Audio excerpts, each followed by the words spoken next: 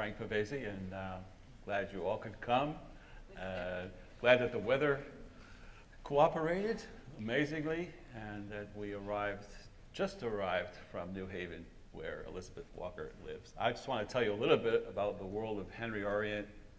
Well, it made a big impression on me when I was young, and it's a comedy classic. What can I say? Peter Sellers, who you probably know from the Pink Panther movies, was in it, starring in the role, which is really a story which is based on a book which was based somewhat on fact about a pianist, a concert pianist, and his name was Oscar Levant, and he was very famous in all areas of the music world and show business, and he was a very well-known concert pianist.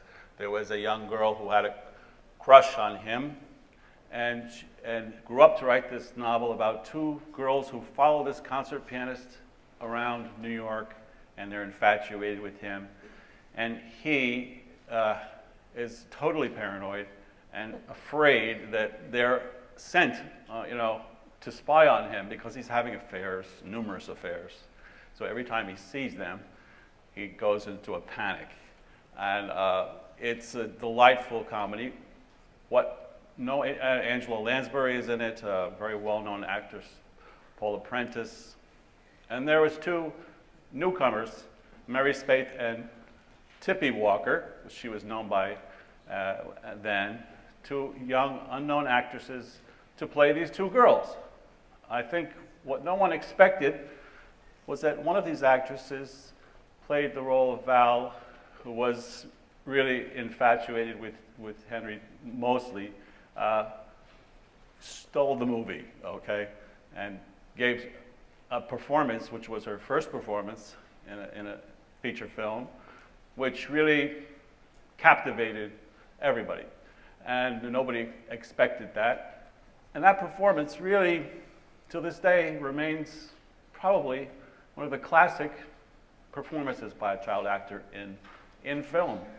And we are celebrating the 50th anniversary of this classic and this classic performance and artist. And with the hope of passing it on, really. Many don't know the film. They know Peter Sellers. The year is 1964. The Beatles appearing on Ed Sullivan for the first time. The Kennedy assassination, that whole era. And really, we're going to have a conversation with Elizabeth. We're going to show some clips from the film. I have learned by osmosis some of the film score, which I will at some point perhaps play on the piano there. And we hope that you enjoy this really wonderful opportunity to get to know and have an encounter with this wonderful person, wonderful artist, Elizabeth G. Walker. Please give her a big welcome.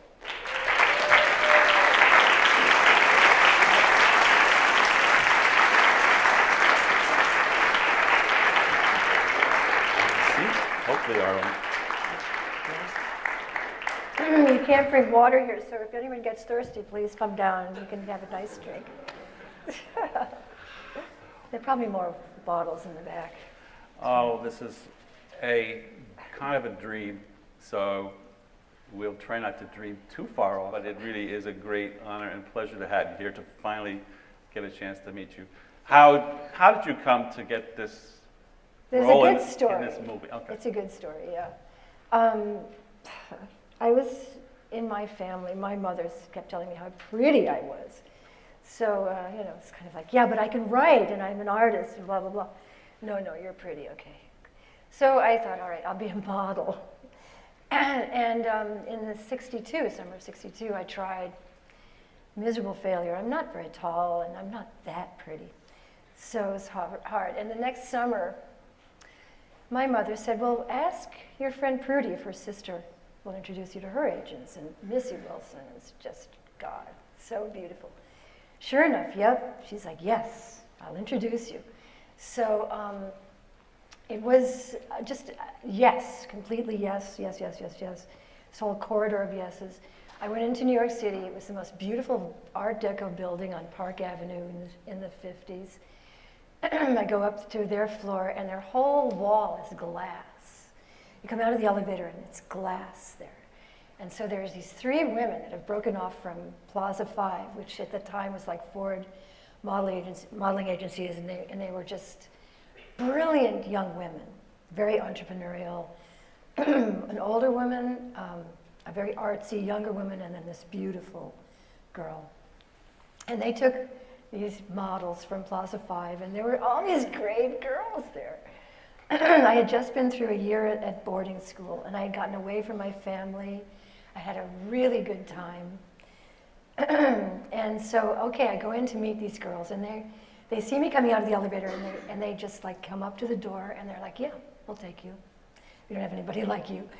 And so then I was a model. And I met these photographers that lived in, or had their studio in this top floor of a building in Chelsea, this brick house. And the top floor, they were so smart. Missy Wilson was there that day that I came in, and they took 8 pictures of me. And they were all great, great. And that's all they did. There no muss, no fuss, no screaming, yelling, no problem, just take the picture. Okay, so then I got some work, and I worked for this guy named Howard Zeef, which I don't know if you know film, but he became quite a successful movie director. In those days, he was doing stills. So I did 2 jobs for him. One where I played the girl with the homework and the editorial modeling, that's the best modeling. You do the photograph next to the article. Yeah. So that's what I did for him. I played the schoolgirl, and he tried to describe process shot, but I couldn't get it. So okay. So and then I did another job for him, and then I did one fashion job, which was the worst job, and then my favorite job of all was actually my first job, and I went down to the Regency Hotel dining room, and stood next to this handsome guy. I was 16. I stood next to this handsome guy, looked demure, looked away, and this photographer, for about an hour and a half, took our picture. And you get paid for that. You know, I mean, it's just like, oh man, $25 an hour I got paid. I was so ecstatic. I would go barefoot in Grand Central Station. I danced down the street. I was the happiest person in the world. I could compete for that. And okay, so and that's the long part. Then I didn't get work. Then I went out to the movies. I come home, and you have a job interview the next morning, 9 o'clock. For a movie. And girls in the office, they've worked in movies. They worked for like 3 days, sitting around in trees. I thought that'd be great, fun. I'll play a student for 3 days, and because I wanted to keep doing what I was doing. And so turns out George and Jerry, the makers of Henry Orient, had been everywhere. They had been to my school. They had cattle calls, which means that they just put a notice in the newspaper and people come to a place and they just look through hundreds and hundreds of people. They went to all the agencies. They called friends. They could not find a girl to play Val. And finally, okay, Howard Zeef. Jerry Hellman went down his high school address book. Howard Zeef, probably the last page, unless he went to the back first. And called him up. Do you know a girl who can play this role? Yes, I do. So that was the job interview. I went in. I think that's pretty incredible. Just like the very last minute, right? And so I went in, and there were girls there at 9 o'clock in the morning. And they called me first. I thought that was very rude. And I went in there and met them, and they gave me the script and asked me to read it. And when I came out, it was strange. I didn't really like the script. I mean, I thought Valerie's lines were rough, you know, and that's been the truth throughout my entire Hollywood acting career. It's very unfortunate. I was very appreciative of very fine art, and I could write. So, but I was very awkward as a person. Socially, I was very, very rough. And in acting, really, you kind of have to have it the other way. You have to be kind of not that particular about what you say, and very smooth in how you behave. Were you prepared for the kind of reaction and the kind of sensation which your part played, and what were the kind of notoriety that you got having come from where you came from? Well, I wasn't that, I just wanted it to be a different kind of notoriety. I always loved movies from the time I was tiny. We watched $1 Million Movie every day. Yes, $1 Million Movie. Every day I knew all the movie stars, and when I was 3 and 4, I knew them. And they used to repeat them, right? That was the one special. Every day they showed the same movie for a week. God forbid it be like a gangster movie. Or, yes, right. Yes. And so anyway. Well, But I thought, you know, okay, yeah, we'll be a success, but I wanted to be successful as, you know, a beautiful girl. But they called Valerie a hoyden. Oh. And I didn't think she was that pretty, you know, I thought she was rough, you know, she was so I young. thought she was so pretty. And not to mention the fact that she played piano. Yes, well. You can relate to that, so you know. Yes, I know, a lot of musicians. Oh, did they? Were they impressed with that? Yeah. And, it wasn't me playing, but they. Yeah, I was disappointed. I think one of the first things I asked you was, did you play piano, right? Yeah. And you said, no, sorry. There goes an illusion, but. Yeah, too bad. Now, but I always loved great music, always, from the time I was very small. My great-grandmother was a founding member of the Metropolitan Opera Guild, and we always went in to watch the Philharmonic play and everything. There's a lot of music in my family. Speaking of music, there is a beautiful film score by Elmer Bernstein. Yes, the best. And he is not Leonard Bernstein, who you all know from West Side Story, but Elmer Bernstein. And they knew each other, were friends, and one concentrated more on film score. And it has the most delightful score. And before we get too far into things, would you like to hear a few tunes from excerpts from Henry Orient?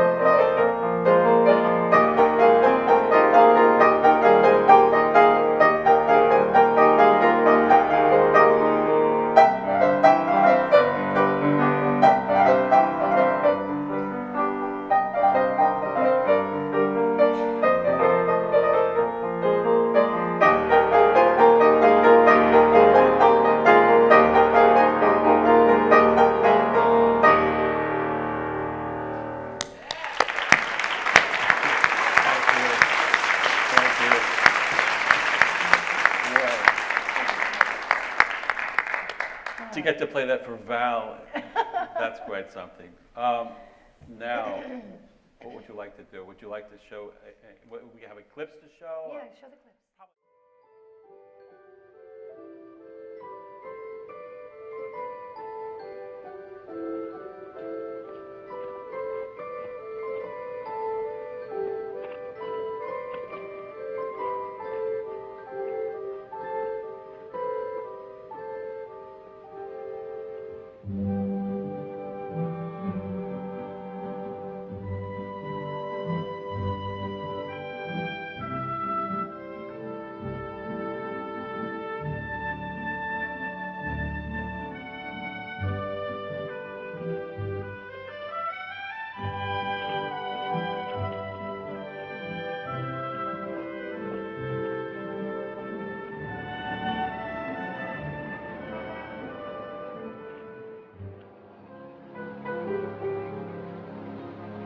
Punks.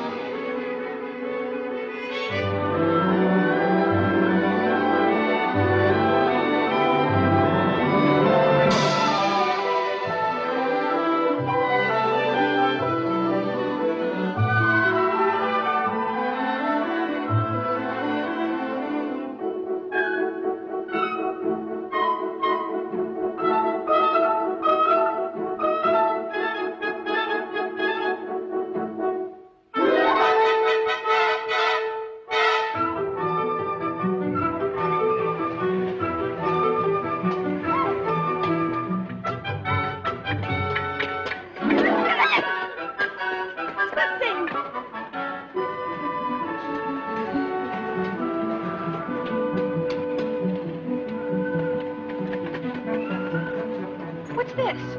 It's where I live. We split a kid. You did what? We split a boy and a bike. Never even touched him. Did you? I didn't. Is this Marion?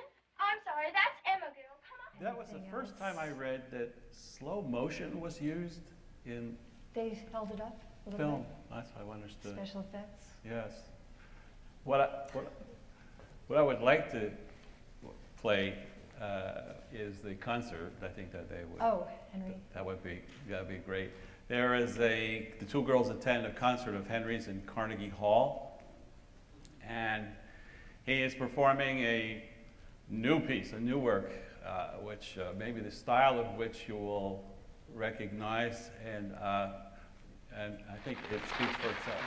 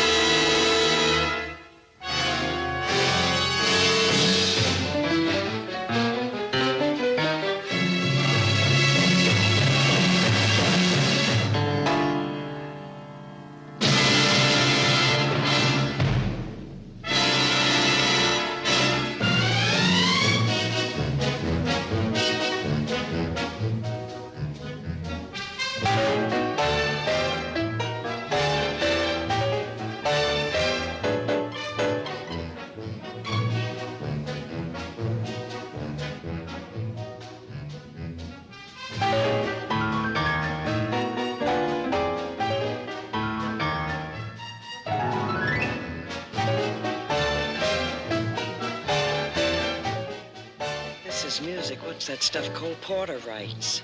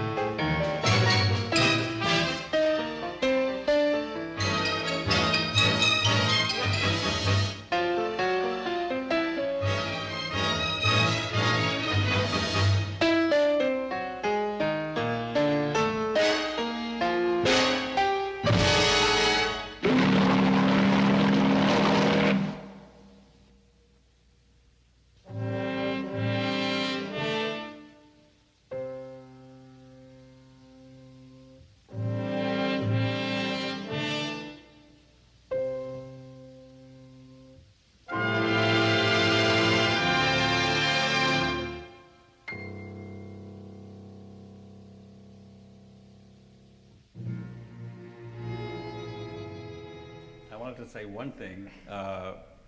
When I was preparing for this afternoon, a couple weeks ago, I was home and I was thinking, I've never done anything like this before, and it's so far removed from anything I've done. I know a lot of the students know me from doing the Hindemathon, and it's a festival of Paul Hindemith, the composer, and that's my big production for the year, and his music is not known a lot, and so it occurred to me that about this concerto.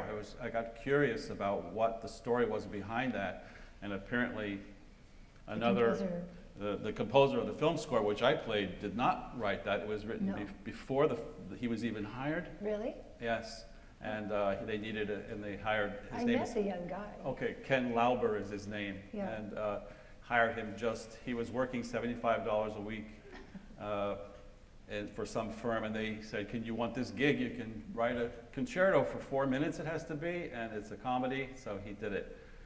And I was reading about that, and he said he felt so alone with the whole thing that nobody was helping him, nobody was telling him what to do.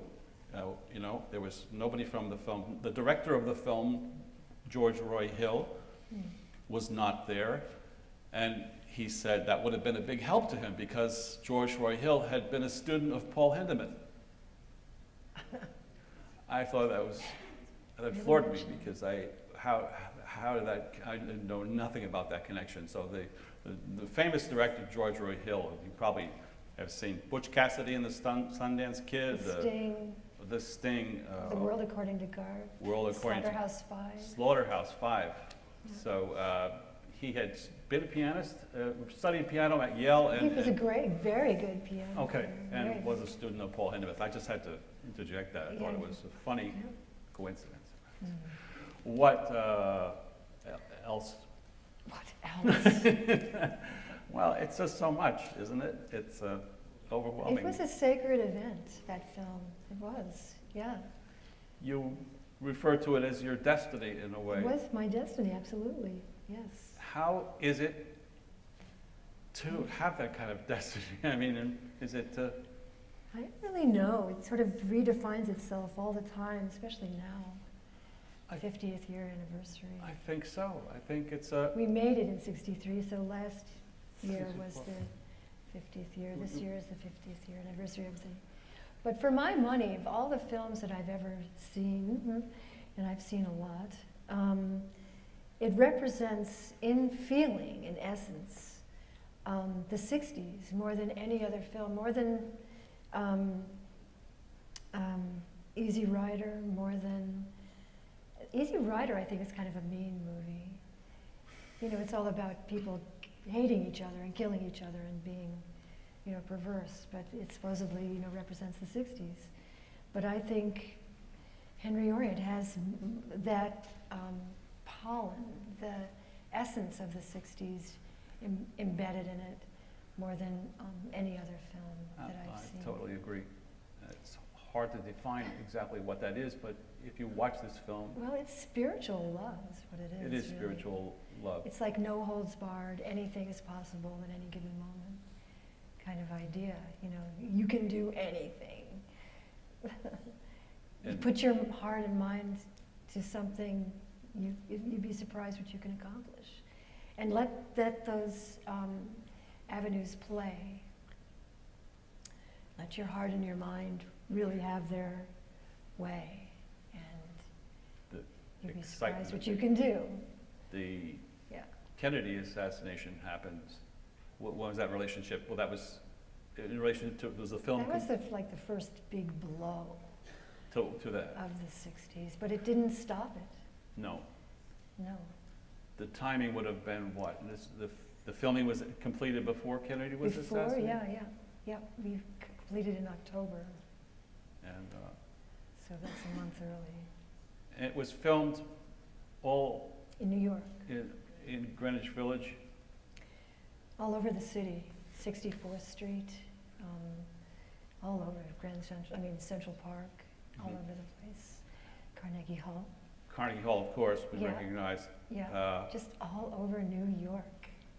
You know, It's a real New York movie. a lot of, you can recognize a lot of sites from, Yeah, they're still there. yeah, and George lived there. You know, he loved living there.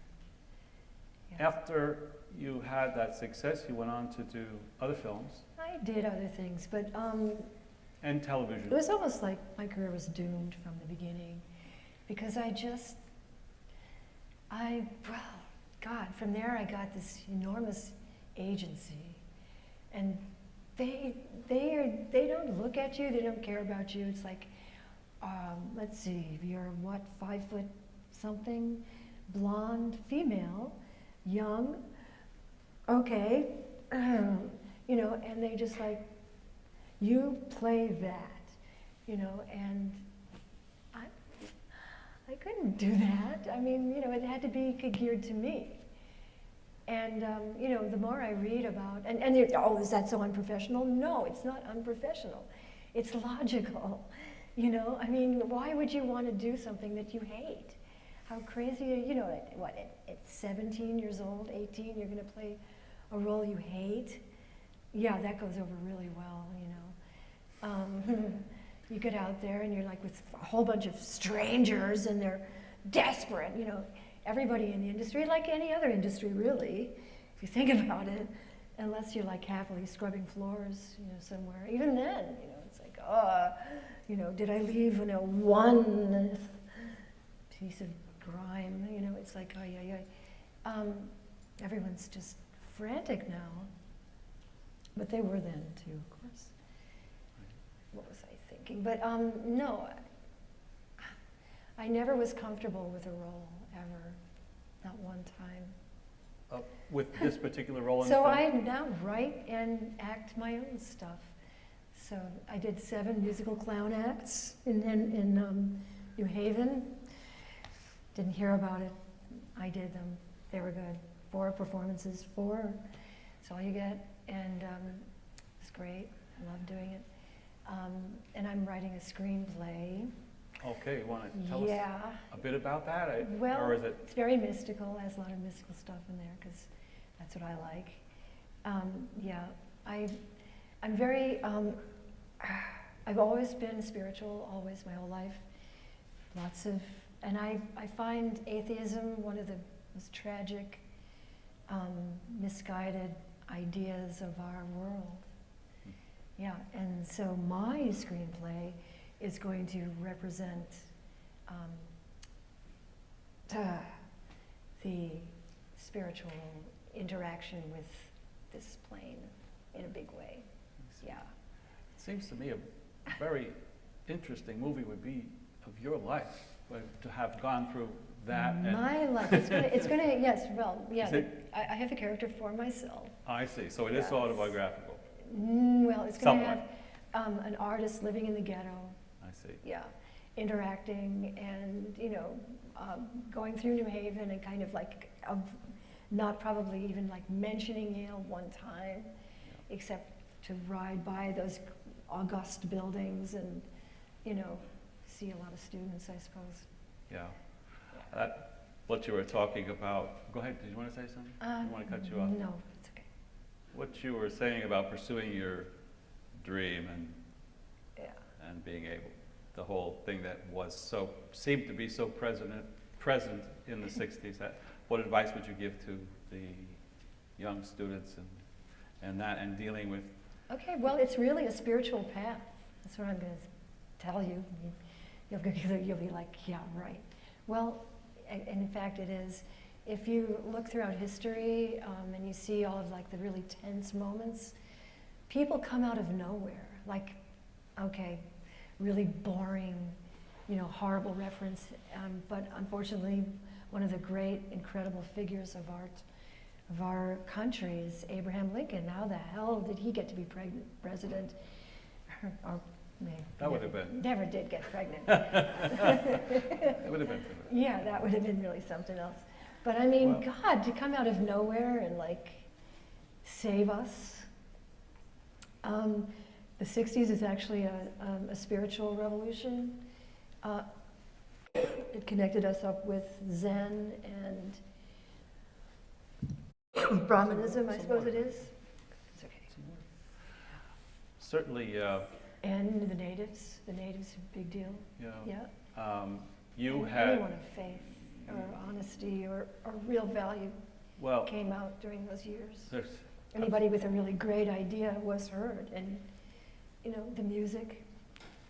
and pursuing those ideas was also happening too, along with, you think of the Beatles and their search and what they were doing. And all of the incredible stuff that's gone into shutting it down during the 80s and 90s. Yeah, certainly. Feminism, just, you know, like, get rid of those people, you know, they're liars and cheaters and, you know, just stupid stuff. And unfortunately, my co-star, Mary, she was very much involved with. Took a different path. She really liked, when you see us jumping, you know, she's like got stars in her eyes and she's looking up and she's like, yeah, you know, she knows, she's just got this incredibly clear road to like money and fortune and fame and power. And me, I'm going like, yeah. So you really were more like Val in that regard. And she was more like. That's kind of interesting. Any other experiences you had during the making of the film? And Angela Lansbury you worked with, was it? That was a really funny thing. Angela had just finished making The Manchurian Candidate. Oh, that's She played a very scary woman in that film, and there she is playing my mother, you know? And she was kind of scary. She's very old Hollywood. She married to an agent, Peter Shaw. yes, yeah. And That kind of worked in your acting, I guess. It would help you to be a little bit intimidated by this. I handled it very well when I was younger. How is that you bring I was used to scary adults. scary adults? I'm very used to them, yeah. What about? I was raised among, you know, Westchester County suburbanites, and those people are scary. There's no more terrible fear than walking into the American Yacht Club dining room. You know, I'd rather ride my bike at midnight through the ghetto than walk into that room. I would. You? Seriously, those people are very, very frightening. They don't have to do anything. Oh. God. You really were that gut girl. I was that girl, yeah. Mm. Except I gave up piano, but I was a writer and an artist. Yeah, so it was very obvious, because I was very sophisticated artistically, but backward socially. So, And plus, I was playing a 14-year-old, so that was perfect. is that what really makes art great, when you're personal, when you're... What's his name? Lester Bangs said the only true currency in this bankrupt world is what we say to each other when we're uncool. Isn't that what he said? Okay. Almost famous. Oh. Yeah. Philip Seymour Hoffman. Yeah. Yes, we just lost a great movie and great stage actor. What occurred to me right away was a lot of actors are going to go back to work. Oh, he had a lot of roles. He did a lot of stuff. Why? A lot. It, if nothing illustrates the limits of fame and fortune, I don't think. The vulnerability. The vulnerability. He had no idea what he was doing, I don't think. No idea. Yeah. But I have a thing I say as a mystic. Life is too personal to be either caused or, death is too personal to be either caused or prevented, but our lives have their effects. I think it's a spiritual inevitability. You just go from one plane to the next. You can't prevent that. You can't avoid that. That's my belief. Yeah. Well, I mean... and that kind of takes the sting out of death, too. I don't like all of the atheistic ideas that accompany all these sort of grief-ridden movies. There is no death. There's no such thing. But I think it's terrible to waste your life, too. It is. But you don't. You can't. You can't waste your life. There's no way you can waste your life. You're always valuable. Always something very deep and good going on. even if it's to, show what is deep and good. How many of you are planning on It's going so into huge. film? Any Or acting? acting, I- or performing. No. We're more musicians today. Yeah. Well, Well- just don't let anybody push you around. And play what you love, no matter what. Even if you have to get nasty. It's part of it, right? To stand up for yourself. Sometimes, as a female actress, oh, I hate that word, God, a friend of mine uses it a lot. But nonetheless, as an actress in the 60s, I really thought I should be able to say, like a few things about what I was doing. And it was so scorned upon. It was weird. And I was from a family where, girls were supposed to be so nice. The pressures were ridiculous. It was just stupid. But you must. You have to stand up for yourself if you don't have somebody else that can do it for you, and you really don't. There's no one else who can stand up for you like you. Nobody. And even if people, will turn away from you and tell you you're neurotic or, God forbid you be unpleasant or, opinionated or smart, you try and do it anyway. It's very hard to be yourself, but it's the best possible thing. I live in a very rough neighborhood, but I'm very glad I do. I live on a street, they have Hasidic Jews on one side, blacks, gay men, and poor white people on the other side, and I had 2 friends murdered in the last 4 years. And I love them. I love those people. I love those guys. They're so courageous. It takes a lot of nerve to be alive right now. And it's going to take a lot more nerve, I think, if we don't deal with some things. You really haven't used your notoriety like many actors do. No, I don't think it's important. You do it more as a citizen, as just a person. Your knowledge and your eloquence is far more important than Your big name, or whatever you might have done. if you're to a make yourself legendary, so famous. you haven't had the urge to do that, make that connection with that. No, And, not unless, no. yeah, No, Valerie Boyd, I mean, she's a nice character, very nice yeah, character. yeah. Do you plan to do any acting yourself in future films? I've heard rumors that Maybe, maybe a return to the screen. sort of like Dwayne Hickman. I'm still waiting for that other role. Dwayne Hickman, Dobie Gillis? Yeah, Okay. he's still waiting for his second role. You have a different place, I think, but I love no. that show. yeah, it was a great show. Maynard G. Krebs. Tuesday Well. Oh, yeah. Yeah. Oh, that's true. Yes, that's Yeah. right. Yes. Yeah. What happened to Tuesday Well? Is she married? She got old and fat. Pinkett Zuckerman, I think, the violinist. Like people do. She's still brilliant somewhere. Oh, God. Well, we have been honored to have you. So nice of you to Yep. stay. No. I think we all enjoyed it, and, we hope to see you perhaps on stage or in film, and not just doing the good citizen thing, but sharing your art, because you are an Yeah, I'm enormously, sorry, I didn't bring anything to give you all. you're an enormously gifted actress, and I think... Okay, I have one short poem. A poem? Okay. Yeah. It's very, very short. Yes.